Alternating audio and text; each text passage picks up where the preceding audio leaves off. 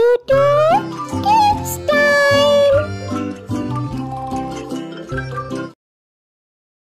गांव फूलपुर की सुबह हवा के नर्म झोंकों के साथ जागी थी। सूरज धीरे धीरे मशरिक से उभर रहा था और उसकी किरणें खेतों पर ऐसे बिखर रही थीं जैसे किसी ने सोना छिड़क दिया हो। दूर से बैलों की आवाज, कौवे की कां कां और औरतों के घड़ों की टिप टिप गांव को जिंदगी दे रही थी। इसी मंजर में रामू अपने खेत में हल चला रहा था। उसकी आंखों में मेहनत की चमक थी, मगर चेहरे पर गुर्बत की लकीर भी थी। मगर रामू को कभी शिकायत न थी। रामू अपने बैल से, चल भूरा चल, आज मिट्टी खुश है, फसल हरी भरी होगी। रामू बस थोड़ा पानी पी लो, फिर आके नाश्ता कर लेना। सारा दिन धूप में रहोगे तो कमजोर पड़ जाओगे। गौरी, ये मिट्टी ही तो मेरा सहारा है। जब तक इससे पसीना बहेगा, घर में चूल्हा जलेगा। दोपहर के करीब जब सूरज तेज जल रहा था, एक बड़ी कार खेत के किनारे रुकी।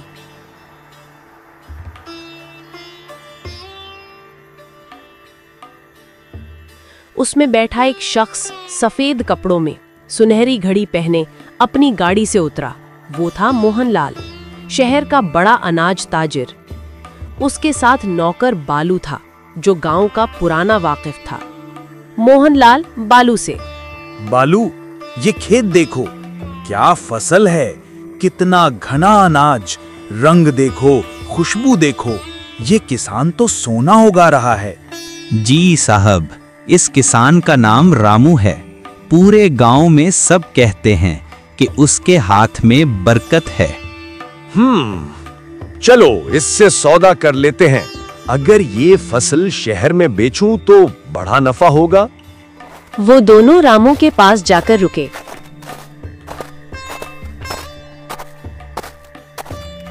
अरे भाई, तुम्हारा नाम रामू है ना? फसल तो देखकर दिल खुश हो गया। क्या इसे बेचने का इरादा है? साहेब, गरीब आदमी हूँ। अगर दाम अच्छे मिले तो जरूर बेच दूंगा। मेहनत मेरी, हक भी मेरा।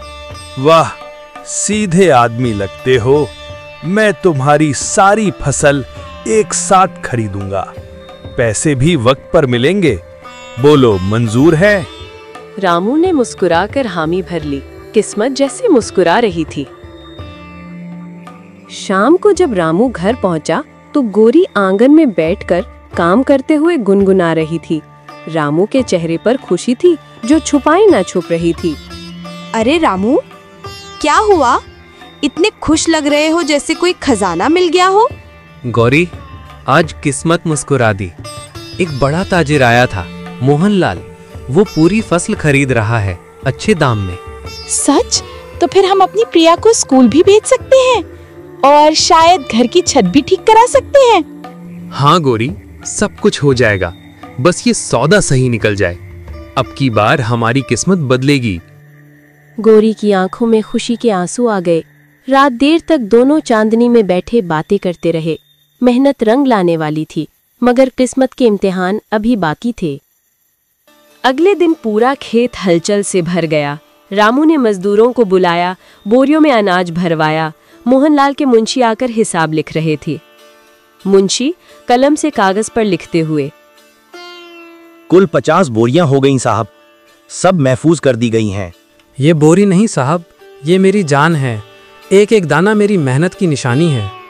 सब हंसने लगे, मगर रामू की बात सच थी। हर दाने में उसका पसीना, उसकी उम्मीद, उसका कल था। रामू ने बोरियां खेत के किनारे गोदाम में रखवा दी। रामू अपनी बेटी प्रिया के पास आकर बैठ गया। बाबा, आपने कहा था जब हमारी किस्मत बदलेगी तो मैं नई किताब लूंगी ना? हाँ बेटी, अब वो दिन करीब है। पर रामू नहीं जानता था कि वो दिन खुशी का नहीं, आजमाइश का होगा। आधी रात का वक्त था। हवा में सन्नाटा था। कुत्ते भौंकने लगे। 4 साए गोदाम के दरवाजे के पास आकर रुके। उन्होंने ताले तोड़े और बोरियां एक एक करके बैलगाड़ी पर डालने लगे। जल्दी कर, सुबह होने से पहले निकलना है। सारा माल तो सोना लगता है, मोहनलाल खुश हो जाएगा। चंद लम्हों में वो अंधेरे में गायब हो गए। सुबह जब रामू खेत पहुंचा, वो मंजर देखकर उसके पैरों तले जमीन निकल गई। गोदाम खाली था, सिर्फ टूटे ताले और बिखरे दाने बाकी थे। रामू चिल्लाते हुए बोला, हाय मेरी मेहनत, मेरी सारी फसल, ये किसने किया? उसकी आवाज पूरे खेत में गूंज गई, जैसे जमीन भी उसका दर्द सुन रही हो।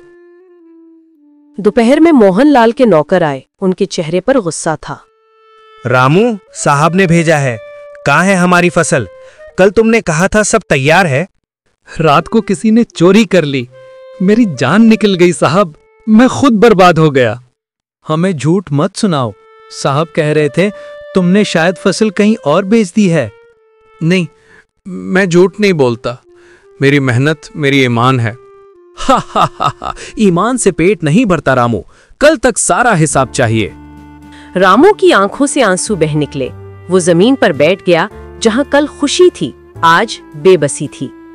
शाम तक गांव में खबर फैल गई, रामू की फसल चोरी हो गई है। कुछ लोग हमदर्दी से, कुछ तंज से बात कर रहे थे। अरे मैं कहता था, किस्मत को ललकारो नहीं, गरीब आदमी का नसीब बस मेहनत में है।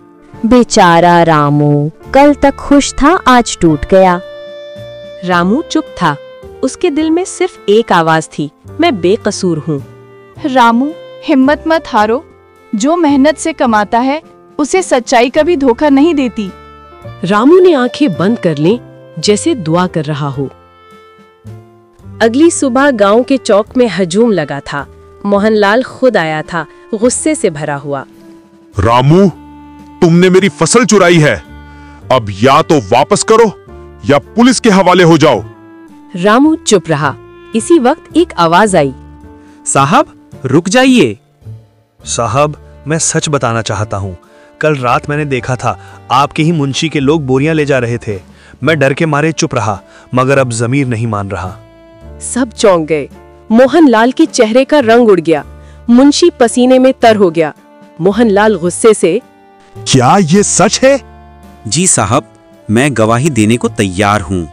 फिर मोहनलाल ने अपने आदमियों को भेजा। चोरी का सारा माल वापस आया। रामू की मेहनत वापस उसके आंगन में थी, मगर दिल के जख्म गहरे थे। मोहनलाल रामू के सामने आया। अब उसके लहजे में गुरूर नहीं, नरमी थी। मोहनलाल शर्मिंदा होकर बोला, रामू, मैं तुमसे माफी मांगने आया हूँ।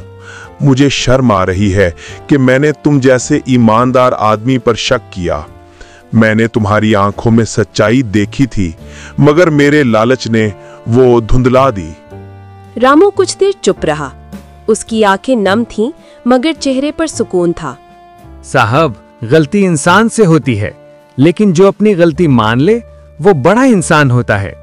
मैं गरीब हूँ, मगर मेरी इज्जत सब कुछ है। पैसा तो आता जाता रहता है, मगर नाम एक बार दागदार हो जाए तो पूरी जिंदगी धोते रहो, नहीं जाता। तुम ठीक कहते हो रामू, तुम्हारी मेहनत ने मुझे सबक दिया है। तुम जैसे लोग ही इस मुल्क की रीढ़ की हड्डी हैं। मैं वादा करता हूँ, तुम्हारी फसल की कीमत दोगुनी दूंगा और शहर में सबको बताऊंगा कि रामू झूठा नहीं, ईमानदार है। रामू ने उसके हाथ आहिस्ता से थाम लिए, फिर दोनों एक दूसरे को देखकर मुस्कुरा दिए। ऐसा मंजर जो पूरे गांव के लिए मिसाल बन गया। गांव के लोग तालियां बजाने लगे। शाम ढली, आसमान पर हल्की हवा बह रही थी। रामू अपनी बेटी प्रिया और गौरी के साथ बैठा था। प्रिया मासूम लहजे में बोली, बाबा, आज स्कूल में मास्टर जी ने कहा मेहनत रंग लाती है, क्या ये सच है?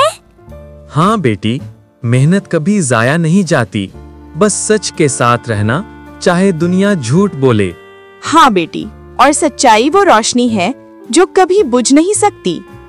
हाँ गोरी, मेहनत रंग लाती है और सच्चाई जीत जाती है। सच्चाई को वक्त चाहिए, मगर अंजाम हमेशा खूबसूरत होता है। तो दोस्तों, कैसी लगी आपको ये कहानी? अपनी राय कमेंट्स में जरूर बताएं। और हाँ, हमारी मेहनत की हौसला अफजाई के लिए वीडियो को लाइक और शेयर करें। साथ ही चैनल को सब्सक्राइब करके बेल आइकन को भी दबा दें, ताकि नई कहानी सबसे पहले आप तक पहुंचे।